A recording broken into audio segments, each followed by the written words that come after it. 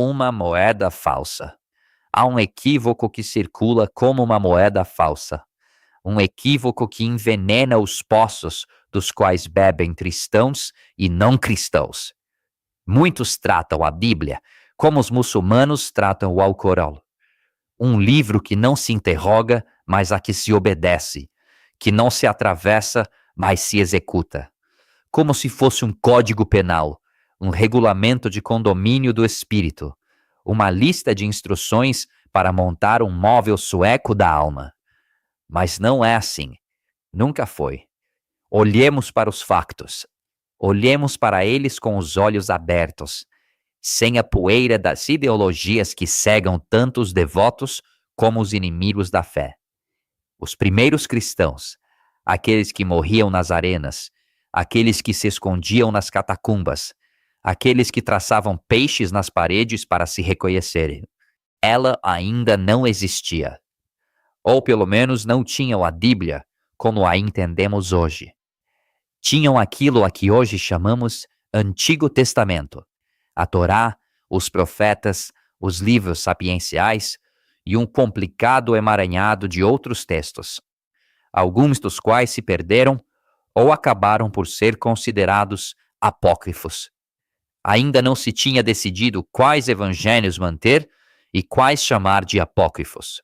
Ainda não se tinha estabelecido quais cartas de Paulo eram autênticas e quais duvidosas. Não havia um cânone. Havia apenas Cristo, vivo, presente, na carne da comunidade.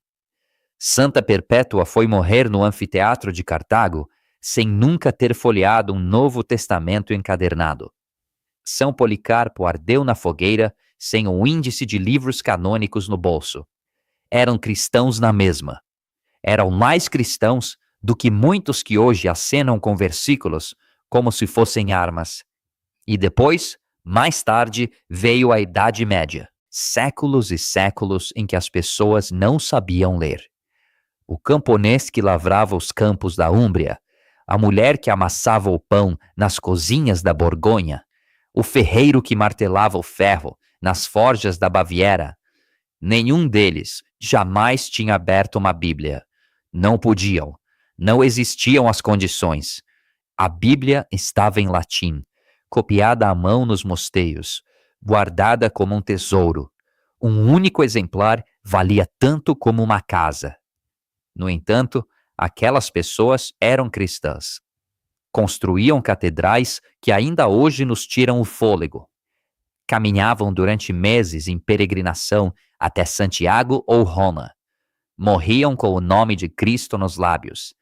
Tinham uma fé enorme e com essa fé moviam montanhas, drenavam os pântanos da Europa, conquistavam novos povos para Cristo. Como é que faziam? Faziam comunidade. Ouviam, celebravam, viviam juntos a liturgia. Olhavam para os frescos nas paredes das igrejas. Essa era a sua Bíblia, pintada, esculpida, cantada. A fé passava de boca em boca, de gesto em gesto, de vida em vida. As famílias eram guardiãs da fé. O Evangelho era um fogo que se transmitia por contato, não por leitura. Então, o que é a Bíblia?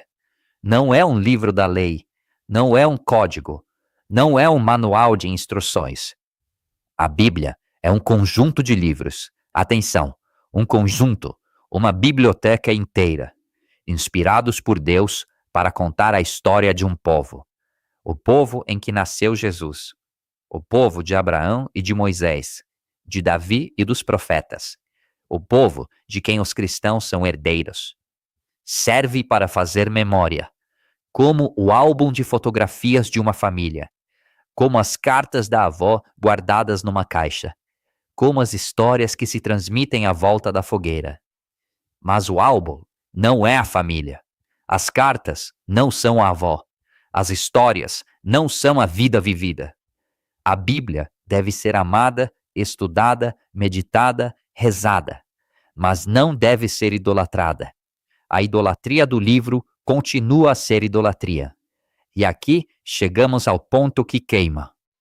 A Bíblia Como qualquer outro conjunto de manuscritos antigos, incluindo o Alcorão, teve uma história humana.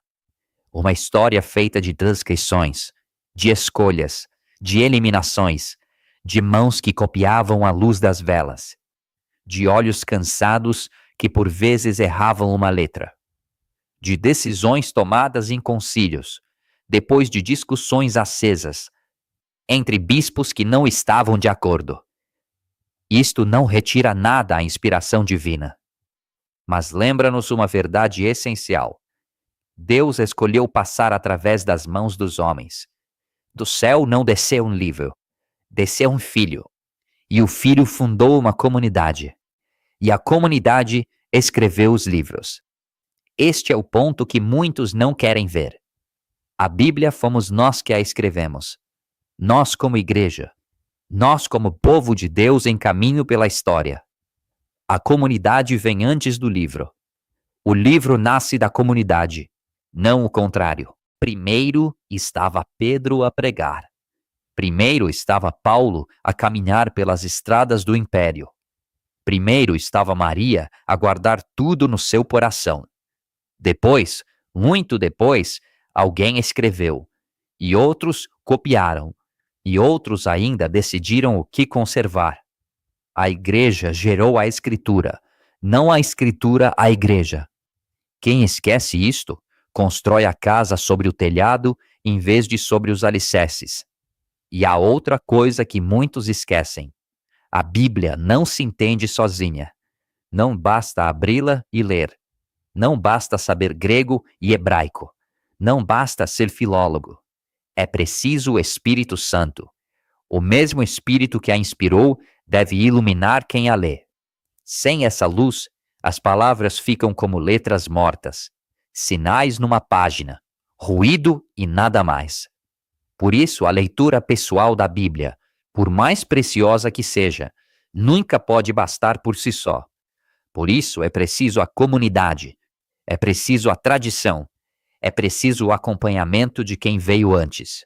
O indivíduo que lê a Bíblia na sua sala de estar, convencido de poder interpretá-la sozinho, sem a igreja no seu sentido mais literal, sem a tradição, sem a liturgia, é como um homem que olha para as estrelas e pretende orientar-se sem saber onde fica o norte. E chegamos ao último equívoco, talvez o mais grave. Pegar em 2 linhas da Bíblia e com elas pretender explicar o cristianismo é como pegar em 2 gotas de água e com elas querer explicar o mar. 2 gotas. E pretendes compreender os abismos, as correntes, as tempestades, a luz que filtra a superfície, a escuridão que reina no fundo. Pretendes compreender os peixes que nadam e as baleias que cantam, os navios que naufragam e os que chegam a porto. 2 gotas. E pretendes compreender o céu que se espelha na água, as estrelas que tremem à superfície, os mundos que se amontoam para lá do horizonte. É ridículo. Extraem um versículo, acenam com ele como uma bandeira, usam-no como uma arma. Mas o versículo, arrancado do seu contexto, separado da comunidade que o gerou, cortado da tradição que o guardou, torna-se um cadáver que já não fala. Ou pior, um cadáver que diz o contrário do que dizia quando estava vivo. A Escritura está viva, mas vive apenas dentro do corpo que a gerou. Fora desse corpo, morre, ou torna-se monstro. Quantos horrores foram cometidos em nome de versículos arrancados do seu sentido? Quantas guerras, quantas perseguições, quantas fogueiras, e quantos horrores ainda se cometem hoje por quem empunha a Bíblia como uma massa, em vez de a beber como água de nascente. A Bíblia não é um livro da lei, é uma história de amor. Uma história que dura milênios, cheia de quedas e recuperações, de traições e perdões, de exílios e regressos. Uma história que não acabou, que continua hoje em cada cristão que vive em Cristo, com ou sem o livro nas mãos. Porque o Verbo se fez carne, não se fez papel.